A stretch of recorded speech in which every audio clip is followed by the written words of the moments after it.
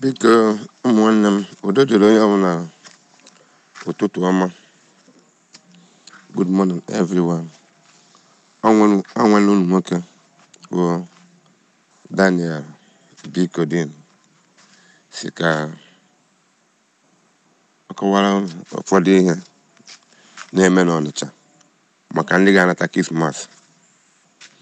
Biko ọ bụ na nnata gị n'isi Ọnịcha anata, ị nwee ike ịgba n'u briji ọmaka. Ọ bụzi na onwe ime ya eji abata Ọnịcha, egokwana bred, apakịkwana ka igoo bred ebe isi ma after Ọnịcha goo bred. Ịgba breki ndị ọrụ sọrọ udo ga-eburu gị. Onwekwe price 50,000 60,000 ene anya ụdị moto ibu ewe gwa gị price. Biko inwe chance ịba na fuel station park moto gị ọmaka nke so onye ibu ịchọ drop n'Ọnịcha baa na fuel station, onwe park ifuru bụ park ịyaba akwụkwọ ụgwọ ọmaka. Akwụkwakwana n'ụzọ ka ịjụọ mmadụ ka ebe onye na-ajụ abụrụ onye ga-esu gị imi ya rụọrọ ya aka ebe ya ije ejidezie ya ejide.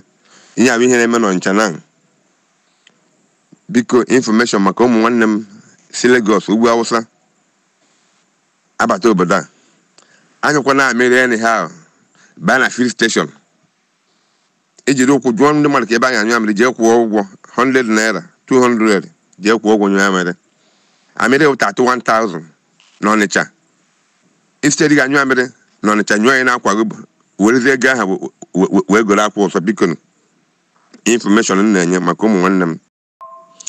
Biko nke ịbụa, iburu ebu moto were ya caution ya triangle tinye na drive ebe ị na-anọ ọ dashboard, tinye ofu ebe ahụ nya dị na boot because ị ga-arịtu wee jee na boot jee weta ya ụfọdụ ịpakego ibu na boot irituo na nya nwe ime moto gị ọ taya machịrị onwe ihe mere ma overheat before ị na-esi na steering na aritu eje ka iweta ya caution ndị ejidego gị. Were ya caution tie ya side onwe anybody nọ n'ime moto ọ ga-adị ebe ahụ o pekwuru mpe tinye ya na side. Ị na-arịtu jiri n'aka na-ewe n'elu na-etinye n'elu moto ozugbo.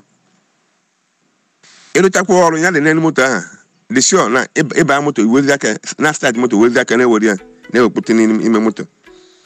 Biko Ọnịcha ndị ọrụ fọrọ udo bụkwa ede ihe ọzọ ha na-alụ ọzọ.